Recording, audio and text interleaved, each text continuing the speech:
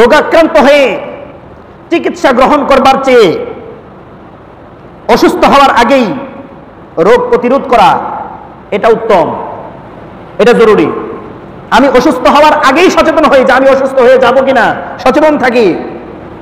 আধুনিক চিকিৎসা বিজ্ঞান সেই তথ্য, সেই ইনফরমেশন, সেই অ্যাডভাইস, উপদেশ মানুষকে দিয়ে থাকে। বিশ্বনবী রাসূলুল্লাহ সাল্লাল্লাহু আলাইহি ওয়াসাল্লাম একই কথা বলেছেন, ওই মুমিন ব্যক্তি আল্লাহর কাছে অধিক প্রিয় যেই ব্যক্তি শারীরিকভাবে সক্ষম, যে ব্যক্তি শারীরিকভাবে সক্ষম মানে সুস্থ থাকে।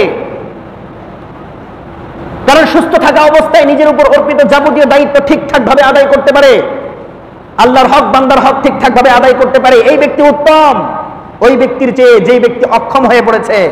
অক্ষম হয়ে পড়ে যাওয়ার কারণে আল্লাহর হক বান্দার হক কোনোটাই ঠিকঠাক ভাবে সে আদায় করতে সক্ষম হয় না। বিশ্বনবী রাসূলুল্লাহ সাল্লাল্লাহু আলাইহি ওয়াসাল্লাম আরো বলেছেন, আব্দুল্লাহ ইবনে আব্বাস রাদিয়াল্লাহু তাআলা আনহু থেকে বর্ণিত, ইগতানিব খামসান ক্বাবলা খামসিন, তুমি 5টি জিনিসকে 5টি জিনিসের আগে গুরুত্ব দাও। তার মধ্যে 1 নম্বর হলো যৌবনকে বার্ধক্যের আগে, তারপর হচ্ছে সুস্থতাকে অসুস্থতার আগে, সচ্ছলতাকে অসচ্ছলতার আগে, জীবনকে মৃত্যুর আগে। এরকম তো সুস্থতাকে গুরুত্ব দাও অসুস্থ হওয়ার আগে। তাই আসুন আমরা অসুস্থ হয়ে পড়ে যাওয়ার আগে, আমরা করোনায় আক্রান্ত হওয়ার আগেই নিজ নিজ জায়গা থেকে সবাই স্বাস্থ্য সচেতনতা এবং আত্মিক সচেতনতা অবলম্বন করি। আল্লাহ পাক সেই তৌফিক দান করুন, আমিন।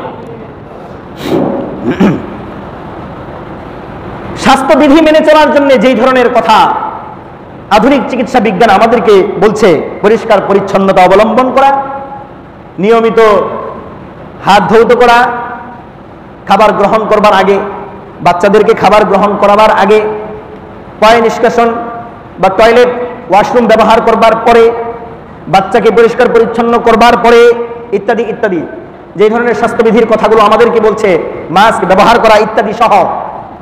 দেখেন ইসলামী শরিয়া আমাদেরকে বলছে আত-তুহুরু শাতরুল ঈমান, পবিত্রতা ঈমানের অঙ্গ।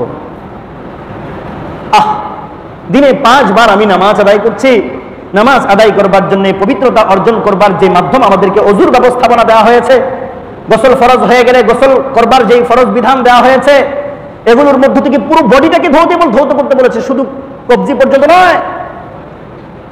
একটু অন্তর দিয়ে ভাবুন, শুধু কবজি পর্যন্ত ধৌত করতে বলেনি, আপনাকে প্রথমে কবজি পর্যন্ত ধুয়ে, তারপর কোনই পর্যন্ত ধুয়ে, হাত পা সহ যদি গোসল ফরজ হয়ে গিয়ে থাকে, পুরো বডিতে পানি পৌঁছিয়ে পরিচ্ছন্নতা অর্জন করবার, পবিত্রতা অর্জন করবার পরামর্শ আপনাকে দিয়েছে ইসলাম।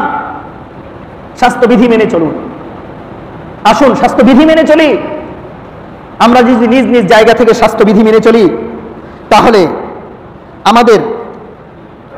আমাদের এরকম লকডাউন এবং শাটডাউনের মুখোমুখি হতে হবে না।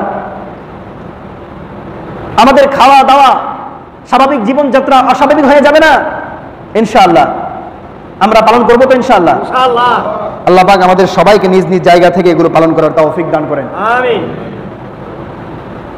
মোহতারাম হাজরিন, হাদিসের অনেক কিতাবের কথা আমরা শুনেছি, বুখারী, মুসলিম, আবু দাউদ, তিরমিজি, ইবনে মাজাহ, মুওয়াত্তা ইবনে মালিক, মুওয়াত্তা ইবনে মুহাম্মদ, এগুলো সহ সিহাহ সিত্তার কিতাব সহ আরো বহু হাদিসের গ্রন্থ আছে। সেখানে বিশ্বনবী রাসূলুল্লাহ সাল্লাল্লাহু আলাইহি ওয়াসাল্লাম চিকিৎসা সংক্রান্ত কিছু পরামর্শ দিয়েছেন উম্মতকে। সেখানে একটা চ্যাপ্টার আছে, কিতাবুত তিব, অর্থাৎ চিকিৎসা অধ্যায়, চিকিৎসা অধ্যায়। সেখানে চিকিৎসার অনেক পদ্ধতির কথা বলা আছে। তো ইসলাম আমাদেরকে যেভাবে জীবনযাত্রা করার পরামর্শ দিয়েছে, আসুন আমরা সেগুলোকে মানি। পবিত্র কোরআনের মধ্যে রোগের প্রতিষেধক হিসেবে মধুকে আখ্যায়িত করা হয়েছে। ইয়াখরুজু মিন বুতুনিহা শারাবুন মুখতালিফুন আলওয়ানুহু ফীহি শিফাউন লিন-নাস। সূরাতুন নাহল, মৌমাছির নামে একটা সূরা আছে, একটি সূরা আছে পবিত্র কোরআনে 14 নম্বর পারায় 69 নম্বর আয়াত।